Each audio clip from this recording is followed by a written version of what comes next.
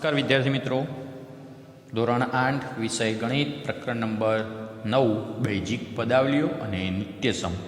તો અગાઉના વિડીયોની અંદર વિદ્યાર્થી મિત્રો આપણે ગુણાકાર વિશે, લંબાઈ, લંબચોરસની લંબાઈ અને પહોળાઈ આપી હોય તો એના ક્ષેત્રફળ વિશે, અને જો લંબઘનની લંબાઈ, પહોળાઈ અને ઊંચાઈ આપેલી હોય તો એના ઘનફળ કેવી રીતે શોધવું એના વિશે આપણે અભ્યાસ કર્યો. હવે એ પરથી અહીંયા વિદ્યાર્થી મિત્રો આપણે આજે સ્વાધ્યાય 9.2નો અભ્યાસ કરવાનો છે.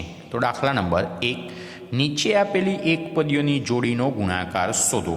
એમાં નંબર 1, 4 અને 7 પીનો આપણે ગુણાકાર કરવો છે. તો સૌ પ્રથમ આપણે એને ગુણાકાર સ્વરૂપે લખીશું. ત્યારબાદ વિદ્યાર્થી મિત્રો આપણે 7 પીના શું પાડીશું? અવયવ. તો 4 × 7 × પી. હવે અચળ પદોનો શું કરીશું વિદ્યાર્થી મિત્રો? ગુણાકાર. તો 7 ચોક 28 પી.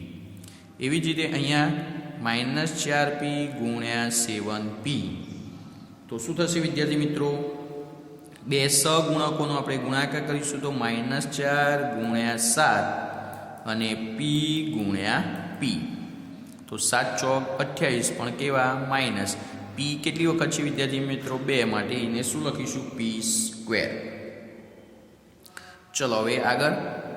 તો ત્રીજી છે -4p × 7pq. તો એમાં શું કરીશું વિદ્યાર્થી મિત્રો? તો સૌ પ્રથમ આપણે આના એટલે કે સહગુણકોને શું કરીશું? જોડે લાવીશું. તો -4 × 7. હવે અચળ પદોનો ગુણાકાર. તો p × p × q. તો શું થશે? 7 ચોક 28 પણ કેવા? માઇનસ. p કેટલી વખત છે? 2, તો p², q 1 વખત. 4p નો ઘન અને -3p. તો 4p નો ઘન × -3p. તો સૌ પ્રથમ સજાતીય પદો. તો 4 × -3 p નો ઘન × p. તો શું થશે વિદ્યાર્થી મિત્રો? 4 તરી 12 પણ કેવા? માઇનસ. p કેટલી વખત છે? 3 અને કા 4, તો p⁴.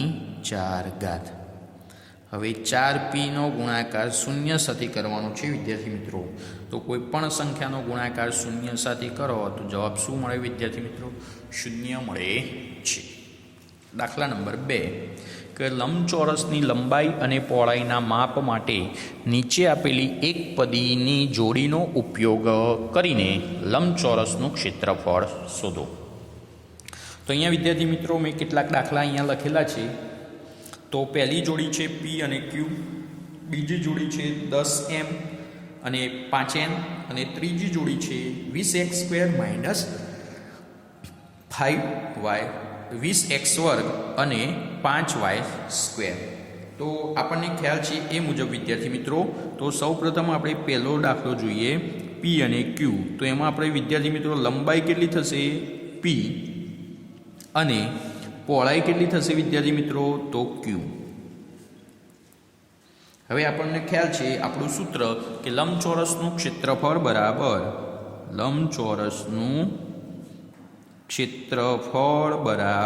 શું સૂત્ર થશે વિદ્યાર્થી મિત્રો? લંબાઈ × પહોળાઈ. તો લંબાઈ કેટલી છે? p × q. તો શું જવાબ આવશે વિદ્યાર્થી મિત્રો? pq. અને પાછળ ક્ષેત્રફળનો એકમ ચોરસ એકમ.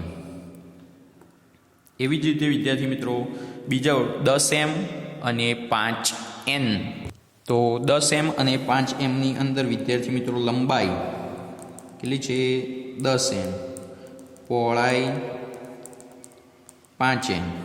તો હવે લંબચોરસનું ક્ષેત્રફળ શું સૂત્ર થશે વિદ્યાર્થી મિત્રો?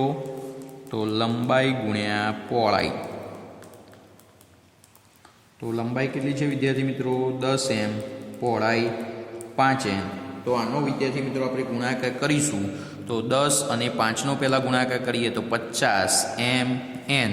પાછળ ક્ષેત્રફળનો એકમ ચોરસ એકમ. અને ત્રીજો દાખલો વિદ્યાર્થી મિત્રો આપણે જે જોવાનો તો એ 20x² અને 5y².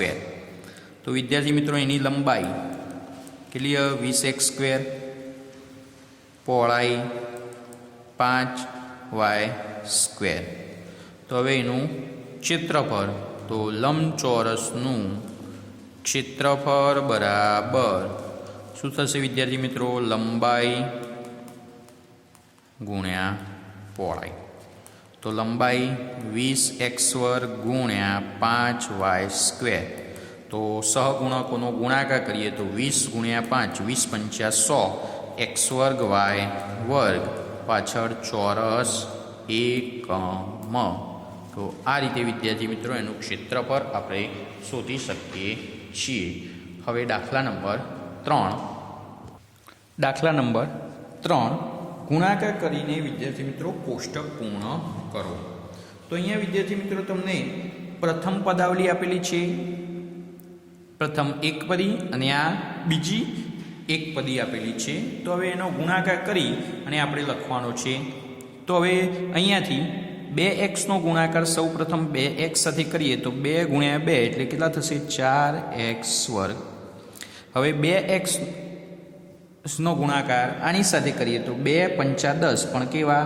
-10xy. 2 તરી 6x3, અહીંયા -4xy છે, અહીંયા 2xy છે, 4 દુ 8, પણ કેવા? -8xx એટલે x², અહીંયા y. એવી જ રીતે 7x²y અને 2x નો ગુણાકાર કરીએ તો 7 દુ 14, અહીંયા x², અહીંયા 1 છે વિદ્યાર્થી મિત્રો, એટલે x ની થશે 3 અને y. હવે -9y² x²y² એનો ગુણાકાર 2x સાથે કરીએ તો 9 દુ 18, x કેટલી વખત છે? અહીંયા 2 અને અહીંયા 1 એટલે x3, y2 એમના એમ. એવી જ રીતે વિદ્યાર્થી મિત્રો 2x નો ગુણાકાર -5y સાથે કરીએ તો 2 × 5 = 10, પણ કેવા? -10xy. -5y નો -5y તો 5 × 5 = 25, પ્લસ y ગુણ્યા y એટલે શું થશે વિદ્યાર્થી મિત્રો? y². એવી જ રીતે આનો 3 × 5 = 15, પણ કેવા? માઇનસ. અહીંયા x², છે, અહીંયા y² છે, તો x²y. એવી જ રીતે અહીંયા -4 - 5 એટલે -20, અહીંયા x નથી એટલે x, y તો y². એવી જ રીતે 7 × 5 = 35, પણ કેવા? -35, x², અહીંયા x નો કોઈ છે નહીં એટલે x², અહીંયા y1, અહીંયા y1 તો y². એવી જ રીતે -9 - 5 તો -9 - 5 તો 9 × 5 = 45, પ્લસ y x², તો અહીંયા સજાતીય પદ x નથી એટલે y² એમના એમ, x² એમના એમ, y², અહીંયા y1 તો y3. એવી જ રીતે આ વિદ્યાર્થી મિત્રો આ બધાનો આપણે શું કરવાનો છે? ગુણાકાર કરવાનો છે. તો હું એનો ગુણાકાર કરી દઉં. અહીંયા વિદ્યાર્થી મિત્રો એમ બધાનો ગુણાકાર કરી દીધો છે. હવે દાખલા નંબર 4 જોઈએ કે લંબઘનની લંબાઈ, પહોળાઈ અને ઊંચાઈના માપ અનુક્રમે નીચે મુજબ છે, તેના પરથી લંબઘન શોધો. તો 5a, 3a², 7a². તો સૌ પ્રથમ વિદ્યાર્થી મિત્રો આપણને લંબઘનનું સૂત્ર ખબર છે. તો અહીંયા પહેલાં લંબાઈ બરાબર 5a, પહોળાઈ બરાબર 3a² અને ઊંચાઈ બરાબર 7a². તો લંબઘનનું ઘનફળ બરાબર શું સૂત્ર થાય વિદ્યાર્થી મિત્રો? તો લંબાઈ ગુણ્યા પહોળાઈ ગુણ્યા ઊંચાઈ. તો લંબાઈ કેટલી છે? 5a ગુણ્યા 3a² ગુણ્યા 7a². તો આપણને ખ્યાલ છે એ મુજબ વિદ્યાર્થી મિત્રો સહગુણકોનો આપણે શું કરી દઈએ? ગુણાકાર, અને ચલ પદોનો પણ અહીંયા ગુણાકાર કરીએ તો 5 તરી 15, 15 × 70 શું થશે વિદ્યાર્થી મિત્રો? 105. એની કેટલી ઘાત થશે? આની 1, 2, 3 અને 4, 7, તો એની 7 ઘાત. હવે ઘનફળ છે વિદ્યાર્થી મિત્રો, એટલે એનો એકમ થશે ઘન એકમ, એનો એકમ થશે. ચલો એવી જ રીતે બીજો દાખલો 2p 4q અને 8r. તો લંબાઈ 2p, પહોળાઈ બરાબર 4q અને ઊંચાઈ બરાબર 8r. તો હવે સૂત્ર લંબઘનનું ઘનફળ બરાબર લંબાઈ ગુણ્યા પહોળાઈ ગુણ્યા ઊંચાઈ, એટલે L ગુણ્યા B ગુણ્યા H. તો લંબાઈ 2p, 4q, 8r. તો સહગુણકો 2 ગુણ્યા 4 ગુણ્યા 8 ગુણ્યા p ગુણ્યા q ગુણ્યા r. તો 2 ચોક 8, 8 64 p q r પાછળ ઘન એકમ. ચલો ત્રીજો દાખલો વિદ્યાર્થી મિત્રો શું છે? xy 2x² અને 2xy નો વર્ગ. તો એમાં સૌ પ્રથમ આપણે લંબાઈ xy, પહોળાઈ 2x² અને ઊંચાઈ 2xy નો વર્ગ. તો એ સૂત્ર લખી કાઢીએ.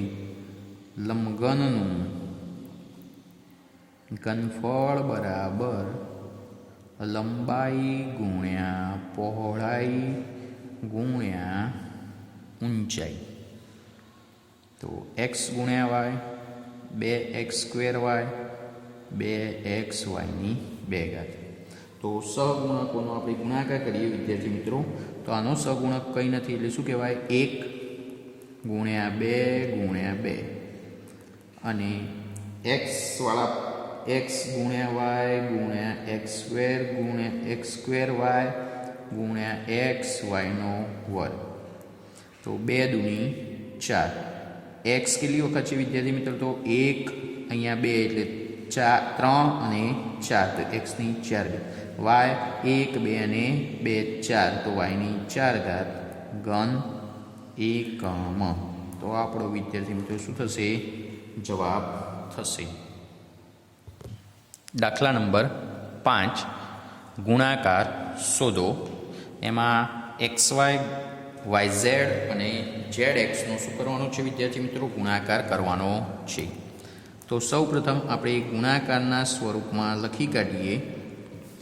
ત્યારબાદ વિદ્યાર્થી મિત્રો એના શું પાડીએ? અવયવ. તો x ગુણ્યા y, અહીંયા y ગુણ્યા z, અહીંયા z ગુણ્યા x. હવે સજાતીય પદો આપણે જોડે લઈ દઈએ. તો x ગુણ્યા x, y ગુણ્યા y, z ગુણ્યા z. તો x કેટલી વખત થયા? 2. y કેટલી વખત થયા? 2. z પણ કેટલી વખત થયા? 2 વખત. તો x² y² z². એવી જ રીતે બીજો દાખલો a -a², અહીંયા -a ની 3 ઘાત. તો સૌ પ્રથમ આપણે ગુણાકાર સ્વરૂપમાં લખીએ. તો હવે શું થશે વિદ્યાર્થી મિત્રો?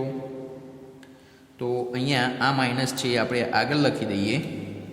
તો અહીંયા થશે a ગુણ્યા a² ગુણ્યા a ની 3 ઘાત. તો એની કેટલી ઘાત થઈ? અહીંયા 1 ને 2 3 ને 3 6, તો -a ની 6 ઘાત. ચલો ત્રીજો દાખલો વિદ્યાર્થી મિત્રો. તો આ બધાનો આપણે શું કરવું છે? ગુણાકાર. તો 2 ગુણ્યા 4y ગુણ્યા 8y ની 2 ઘાત ગુણ્યા 16y નો ઘન. તો એમાંથી વિદ્યાર્થી મિત્રો આપણે સહગુણકો જુદા કરીએ. તો 2 ગુણ્યા 4 ગુણ્યા 8 ગુણ્યા 16 અને ચલ પદો. તો y ગુણ્યા y² ગુણ્યા y ની 3 ઘાત. હવે આ બધાનો વિદ્યાર્થી મિત્રો ગુણાકાર કરીએ. તો એ બધાનો ગુણાકાર કેટલો થશે? 1024. અને y ની કેટલી ઘાત થશે? y ની 3 ને 2 5 ને 1 6, તો y ની 6 ઘાત. એ આપણો એનો જવાબ મળશે. હવે આગળનો દાખલો. તો a ગુણ્યા 2b ગુણ્યા 3c ગુણ્યા 6abc. તો તો હવે શું કરીશું વિદ્યાર્થી મિત્રો? સૌ પ્રથમ આના સહગુણકો. તો આનો સહગુણક શું છે? 1, આનો સહગુણક 2, આનો સહગુણક 3, આનો ગુણક 6. અને અચળ પદ એટલે ચલ પદો a ગુણ્યા b ગુણ્યા c ગુણ્યા a b c. તો 3 6 18, 18 દુ 3 ગુણ્યા 6 એટલે 18, 18 દુની 36. અહીંયા a કેટલી વખત આવશે વિદ્યાર્થી મિત્રો? a 2 વખત, a સ્ક્વેર ગુણ્યા b સ્ક્વેર અને c પણ 2 વખત. તો શું જવાબ આવશે આપણો? 36 a square b square c square. તો આ રીતે વિદ્યાર્થી મિત્રો આપણે સ્વાધ્યાય 9.2નું સોલ્યુશન જોયું. તો ગૃહ કાર્યની અંદર વિદ્યાર્થી મિત્રો આપણે સ્વાધ્યાય 9.2 પેજ નંબર 143 144 પર આપેલો છે. તો એ આપણે ગૃહ કાર્ય લખીશું. અસ્તુ.